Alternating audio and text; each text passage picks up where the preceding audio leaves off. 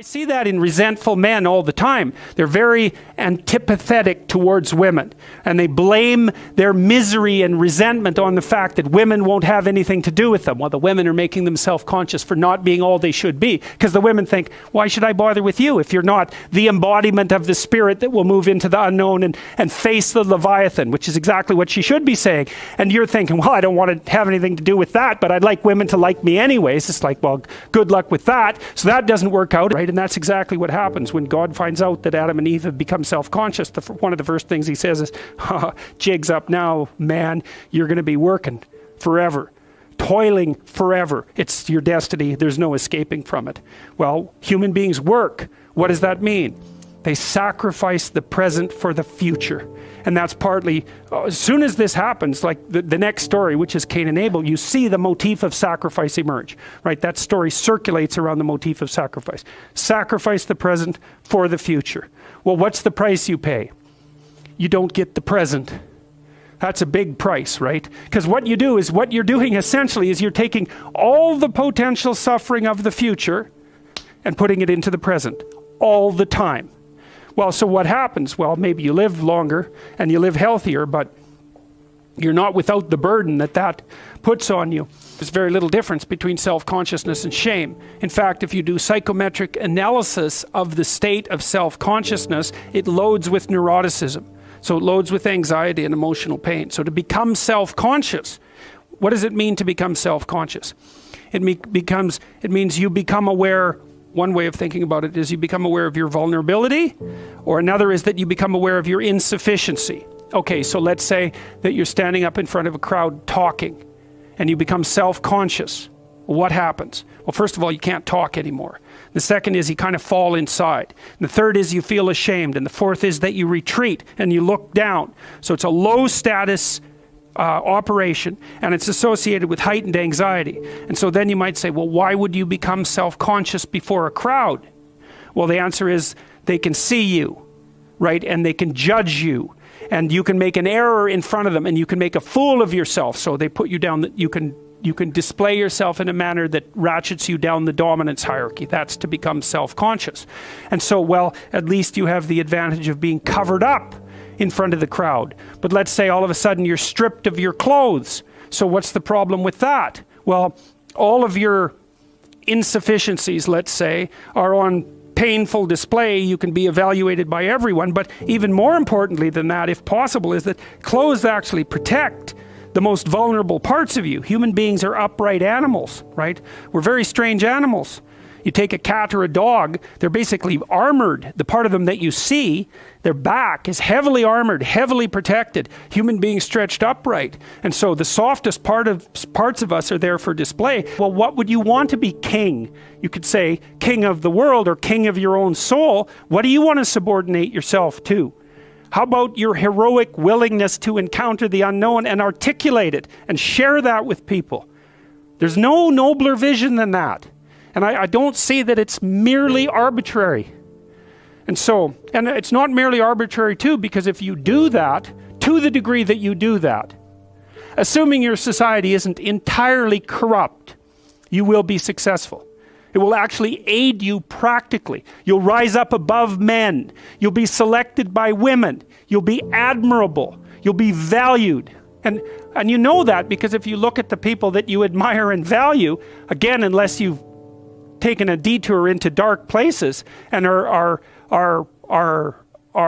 possessed with admiration for people who are working for malevolent purposes and for destruction, you just have to watch the people that you admire and try to figure out what's common across them and draw your own conclusions. And you can ask yourself too, when you're torturing yourself with your conscience because you're not doing what you should be and you know it, what is it that you're torturing yourself in relationship to? You have a vision of your own ideal, and you torment yourself if you're not matching it. What's the ideal? Well, you don't know, right? It's kind of incoherent and poorly articulated, but that doesn't mean it isn't trying to manifest itself and make itself known to you. Who's more self-conscious, women or men? And the answer to that is women are more self-conscious than men. And even further, you might say that women taught men to be self-conscious. And I believe that to be the case. Maybe babies taught women to be self-conscious, but women taught men to be self-conscious, and they still teach them that all the time. Because there's nothing that makes a man more self-conscious than to be rejected by a woman that he desires. So the woman is always offering self-consciousness to men, and it isn't necessarily a gift that they exactly appreciate. And that motif, of course, runs through the Adam and Eve story centrally, because Eve is damned forever, in some sense, for making Adam self-conscious. Well, he didn't want to be self-conscious. Things were pretty good when his eyes were closed and he was wandering around, not worrying about whether he was naked or not. Well, the women became self-conscious. Why? Because of snakes. Well, maybe, right? Maybe that's exactly what happened, you know? So imagine we're being preyed upon for millions of years by predatory reptiles, right? And we become more and more alert to threat and more alert to threat. And then one day we get so alert to threat that we can see threat lurking in the future. And then all of a sudden we become aware of the future, and then we become aware of death, and then we're really self-conscious. But it's pretty good if you want to keep the snakes down, which we've been doing quite successfully ever since then. But it's a big price to pay. We got so damn sensitive to threat that we were finally able to conceive the ultimate threat, not proximal threats, but the fact of threat itself, and the fact of mortality itself, and the fact of finitude itself. And maybe women learned that because they become painfully aware of the mortal limitations of their infants first, right? This small thing could die, could end, and certainly as an object of predation. And the problem again for men with being allied with women and infants is that it also heightens their self-consciousness, because you're a lot tougher and more indomitable, say, if there's just you. But as soon as you have a wife, say, and then you also have an infant, well, all the burden of their self-consciousness and their vulnerability is placed upon you. Well, it's a hell of a bargain. Well, why did men accept the bargain? Well, it's partly because women stood in front of them offering them fruit, right? Well, part of the price that the men paid for that was to wake the hell up. Well, who the hell wants that? It's a lot more calming to remain asleep with no knowledge of the sort of burden of mortality that you would bear if you became self-conscious. So fine, so now they're done with it. The snake and the fruit woke them up, and they can see, and the scales drop from their eyes, and so we can really see. Well, so what does that mean? Half our brain is devoted to visual processing. So as long as our eyes got better, our brain got bigger and bigger and bigger and bigger. What happens when it gets big enough? Well, not only can you see, you can meta-see. You can start to see into the future. Well, that's exactly what happened to us. Not only could we see with our eyes, we could see with our imagination. And our imagination is, you can see with your eyes closed, right? Close your eyes. Bring up a vision. You can imagine the future. Well, what are you seeing? You're seeing a potential future with your eyes closed. The circuitry's there. Once it's developed, you can use it to imagine. You can project your vision into places that don't even exist, and you can start to conceptualize the future. What happens when you conceptualize the future? Well, I'm spoiling the punchline. You have to work, because you can see the future coming. You think, oh, the future's coming.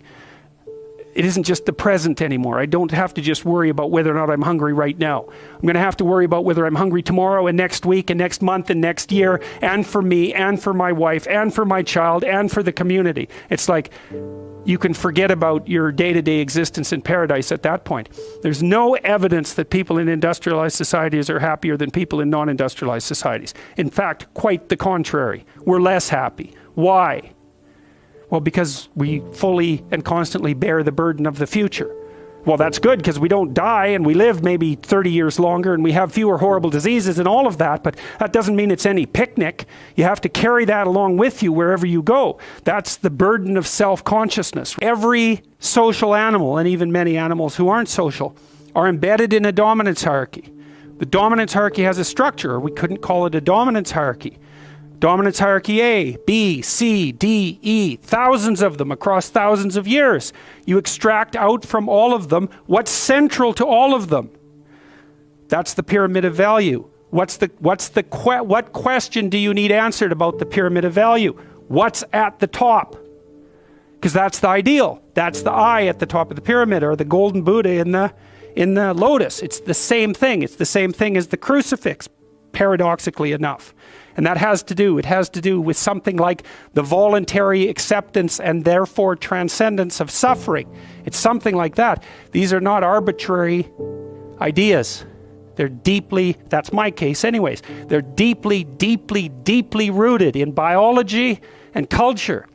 They're as deeply rooted in biology as the dominance hierarchy is rooted in biology. And we already know the answer to that. The dominance hierarchy has been around for 350 million years.